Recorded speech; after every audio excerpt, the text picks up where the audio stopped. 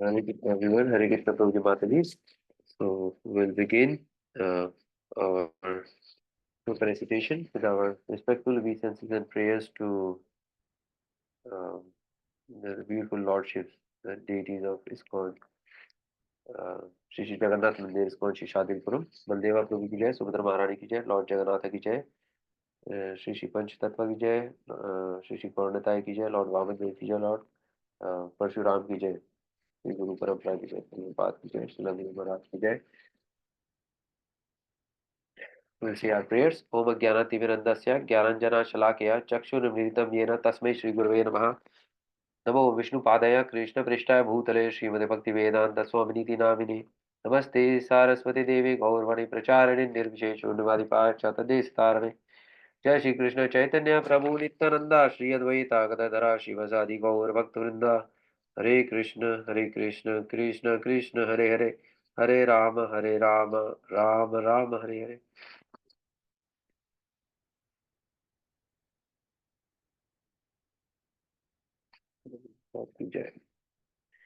Okay, so today we are doing 14.4 and 14.5. So, shloka सर्वयोनिषु कौन्तेया मूर्तया सम्भवन्ति या तासं ब्रह्म महद्योनि अहं बीजा प्रदापत्यता. Translation: It should be understood that all species of life, O son of Kunti, are made possible by birth in this material nature, and that I am the seed-giving father.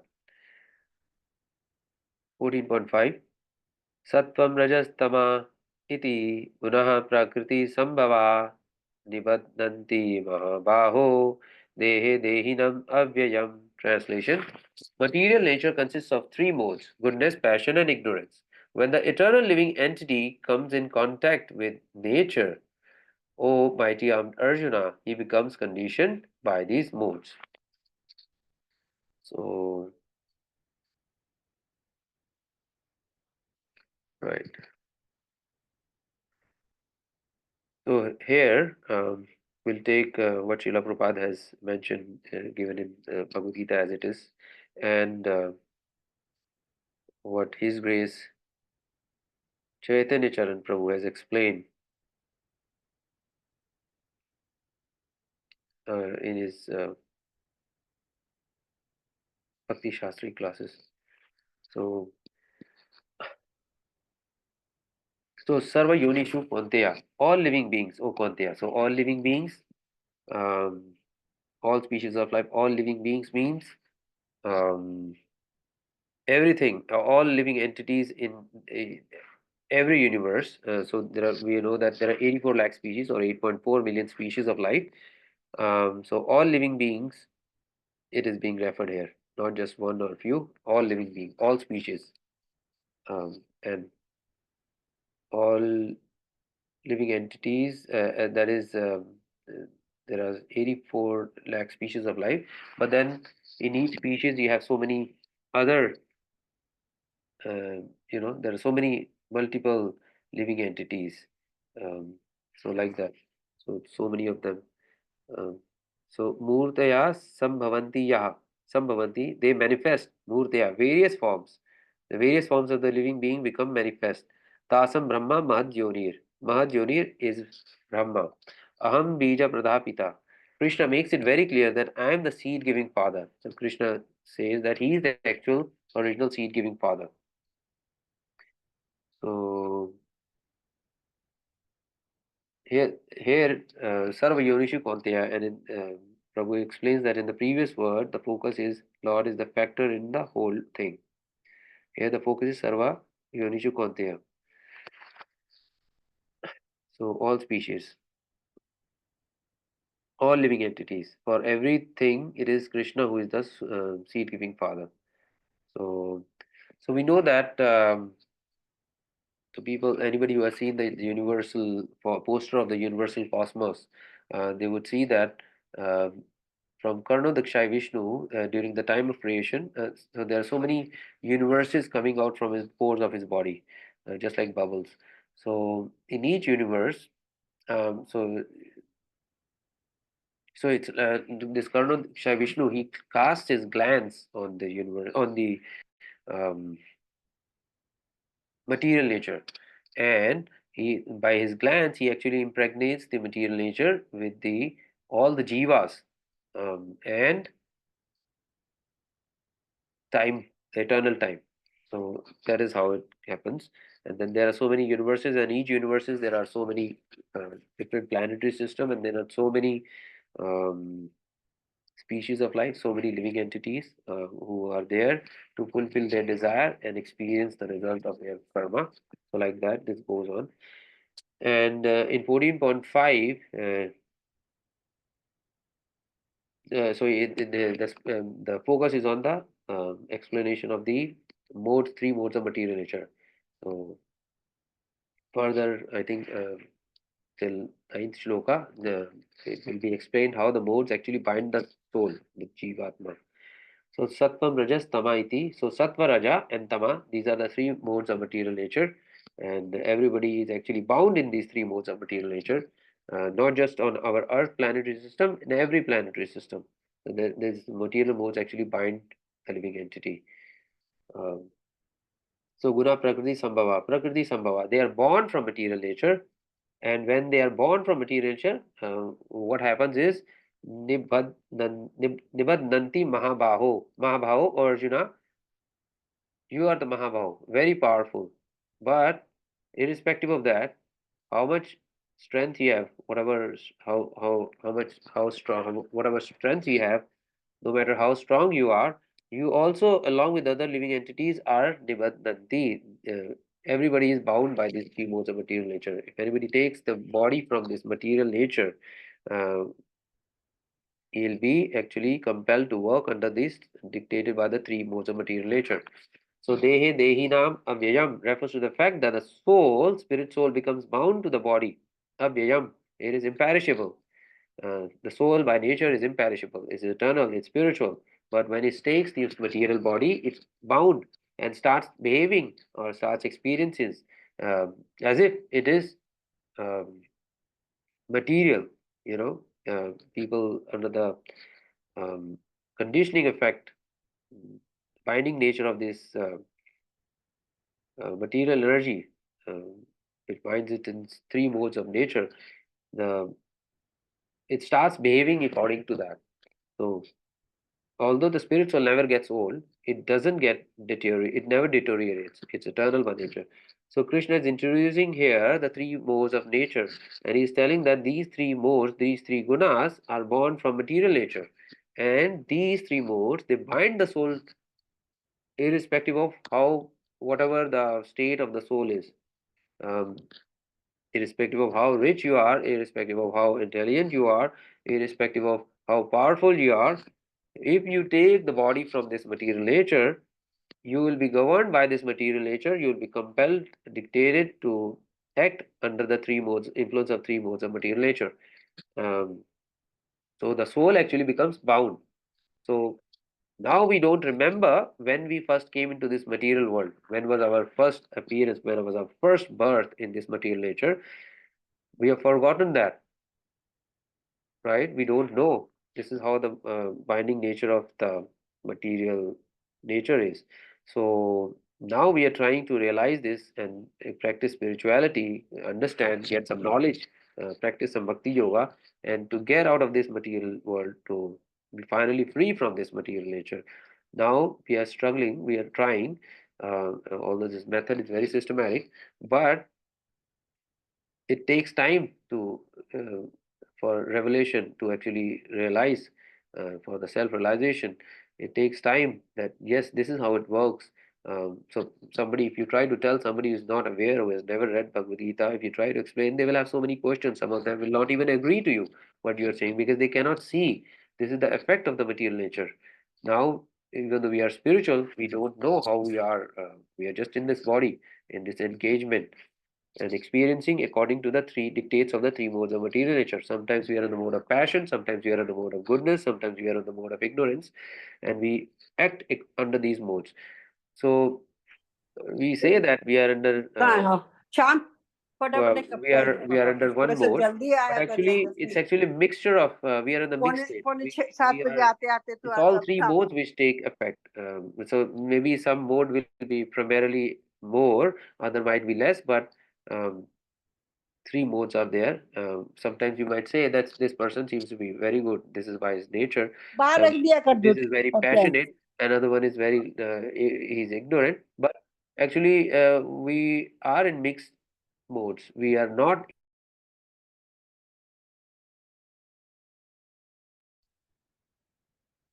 right. Um, so this is how it is. Because if we were completely ignorant, like 100% or very close to 100% ignorant, then the situation would be like Hiranyakashipu or Hiranyaksha, like they were completely ignorant, and Lord had to appear to come and teach them a lesson. So Lord finally killed them. And if we were in completely in mode of goodness, again it is said that we would be um, uh, very close to it's like again there will be inactivity because we will not try to flourish or flourish in material nature. We will realize that and we will stop doing many of the activities which actually help us flourish in this material nature. So things will again come to a very standstill. We will be doing very different activities or no activities like that. So it is this passion drives this. So all three modes are effective. One might be primarily in one mode, but the other two are also there. So we are in mixed modes. So So now, what exactly are the three modes? So the three modes. So Prabhu explains it by in a question form. So are the three modes things, or are these the concepts? So modes are not just concepts; they are the things, but they are not gross things like gross body or gross objects. They are the subtle things, and we have to harmonize. We have to come to that understanding. Um, how this works. So being subtle, they have to be perceived through the faculty of knowledge, understanding. Subtle. Um, just like air is subtle, like that. So gross is something you can experience, touch and all that. But this you come to realize through your intelligence, through your understanding. So modes are the subtle forces that shape the interaction between gross matter and consciousness through the root of subtle matter. So modes are the subtle forces. So they shape the interaction between gross and consciousness through the subtle matter. So they're like kind of intermediary thing between the two. So example is like staircase. So modes, these are forces that push us up and down. So the three modes. So the lowest one is ignorance, then there is passion, and then better than that is goodness. So this is how it is. So we go through all these three, experience all these three, sometimes in higher mode, sometimes in lower mode. So different people, they react differently in different situations. For example, in a certain situation, a person being compelled by the mode of nature reacts or responds by, for example, somebody becomes angry and somebody starts shouting, whereas somebody, in certain circumstances, certain situation, that person starts drinking, or another person could be he tries to seek wisdom, he tries to build knowledge, he tries to understand the situation, get out of the situation. So these are the examples of acting in mode of passion, ignorance, and goodness, all three respectively. Another example would be, Prabhu gives an example that in case if there is a fire breakdown in a theater, in movie theater, different people act differently. So for example, some people run and there is a stampede. So that is one. Another is some people just freeze. They are in shock and they are dumbfounded, shell shocked, and not able to move. And some people, they see someone sees a fire extinguisher and they happen to use that fire extinguisher to to get out of the situation, and they put it to right use by doing that. So in passion one reacts without thinking, right, much, without thinking much. In ignorance one cannot think at all and can become frozen and immobilized. And in goodness one thinks, and immediately tries to apply that to use and acts accordingly. So these differences are there because people are under the influence of the different modes, the different three different modes. So it shapes the interaction between consciousness and gross matter. So So we do make a choice, but once we choose a certain mode, um, say for example the mode of passion, then we have to act passionately. So then the modes will actually dictate. So when we say that, for example, if you so we have know that people have different tastes. Some people like so and so movies, some people like so and so music, and so everything in this material world is in one of the three modes. So we say that this music is very passionate. This another music is very it fuels ignorance in us. So we have different type of music. We have this heavy metal, people headbanging and all those things, and there is music which um, excites passion, and there is music which imbues or brings goodness in us. We have different kinds of music. Similarly, different types of magazines or literature. So um, some can be fueling goodness in us. Some can be bringing passion or ignorance in us. Similarly, same way, you know, movies also. So, and then we know that as per Ayurveda, we have this mode in Satogun and Rajogun and Tamagun. So all these things are there. So everything in this material world. So like that. Um, so here Prabhu says that, so for example, so if you choose one, you act accordingly. So for example, if somebody hears music, he performs this activity or listens to music in the mode of ignorance. So this action he performs today, this cause has an effect. So tomorrow, this action will have a associated reaction which person will have to experience at a later stage. And that action which was in ignorance will have a result respectively at a later stage. He will suffer the reaction and the reaction of that karma of that activity performed. So he will accordingly face the outcome for that particular mode. For that act performed in that particular mode, he'll have to experience the similar result for that. So that is why, as per in temple also, we have this food. When we offer, we try to offer um, things which are in mode of goodness, and articles also. um, so we are told to do activities which are in goodness, not to stay refrain from many things. So that is why we have these um, four vows also, like, so that is why you don't we are told to stay away from non-veg or alcohol or intoxication and illicit sex and gambling, all these things. So closest we try to be in the mode of goodness. So that is how it is. Um, so we know that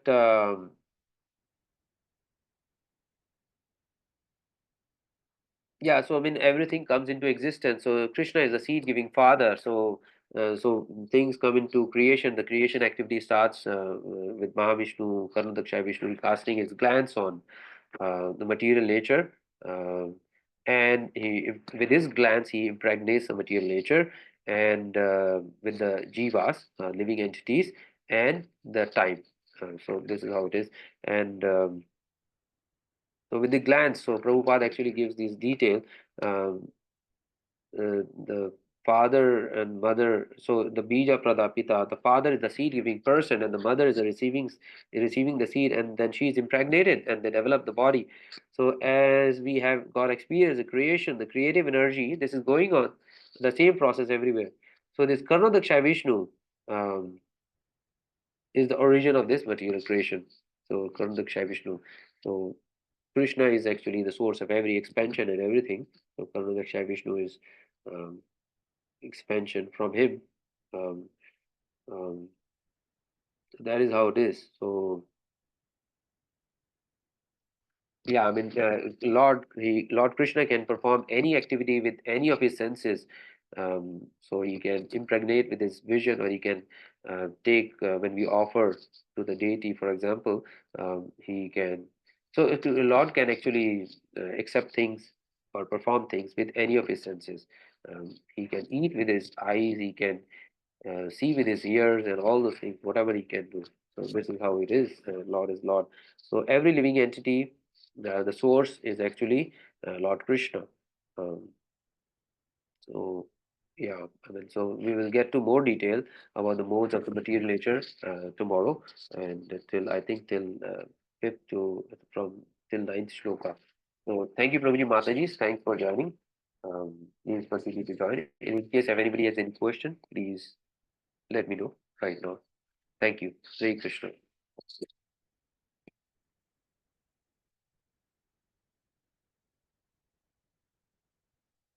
Um, so if nobody has any question, Shri Hari Prabhu. Hare Krishna, Prabhu. Hare Krishna Prabhuji. Yes, thank you very much. Thank you, Prabhuji. Thank you. Hare Krishna.